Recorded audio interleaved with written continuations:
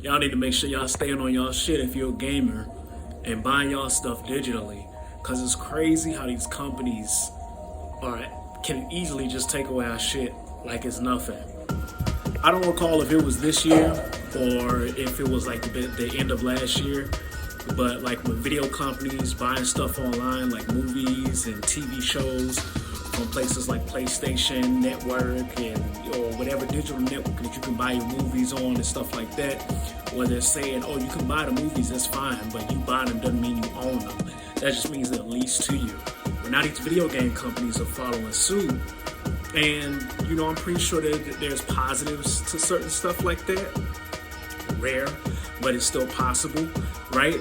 The upsetting shit for me and the defining point for me was when the other day I went to go play Devil May Cry 5 on the PS5, and it told me that I had to buy that shit again at $40. The main reason I got a PS5 was to play Devil May Cry 5 Special Edition.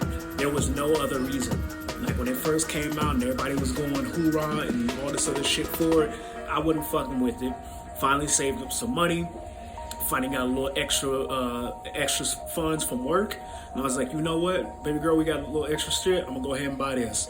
Went and bought it, and I got the game with my PlayStation membership that I had at the time to be able to go on the network and you know, download it and have it there.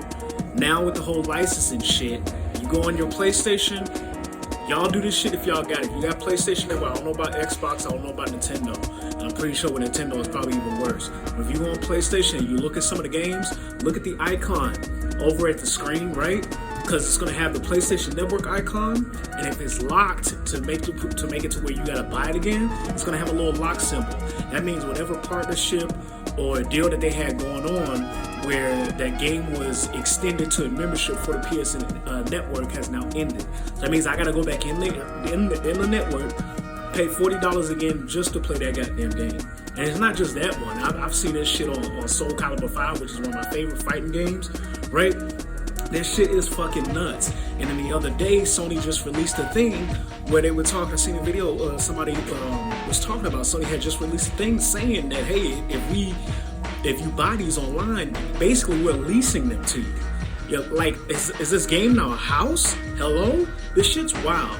I was already feeling some kind of way when they first tried to do the whole bullshit of, oh, well, we're getting rid of physical games altogether. Everything's just going to be digital.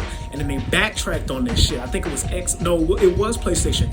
Xbox came up on stage and had made fun of them by giving the guy the disc and being like, oh, hey, here, you can go ahead and do this shit. This shit's nuts. From this point moving forward, if I want something, it will be physical copy. Not only to preserve the legacy of that game, but just in case shit like that happens to where either you can't play your game, or worst case scenario, which it is possible, you can't even buy the game on the goddamn console anymore. One game that I really liked that is no longer listed on the PlayStation Network, I think it's hard to even come across, was Evolve. Evolved is now delisted on the PlayStation Network, which is started on PS4, which is fucking nuts. And the only way you can get it is if you already got the disc, which luckily I still kept mine, or if you go out to Amazon or eBay or anything else and you have to buy it there. Make sure y'all are buying y'all shit through physical copy, man, because this shit's only gonna get worse from here on out, to where one day you're gonna think you be playing your game, or you're gonna think you got your game leased to you, and the next thing you know, you can't play your shit for some unknown, unexplained reason, like it's just not there anymore.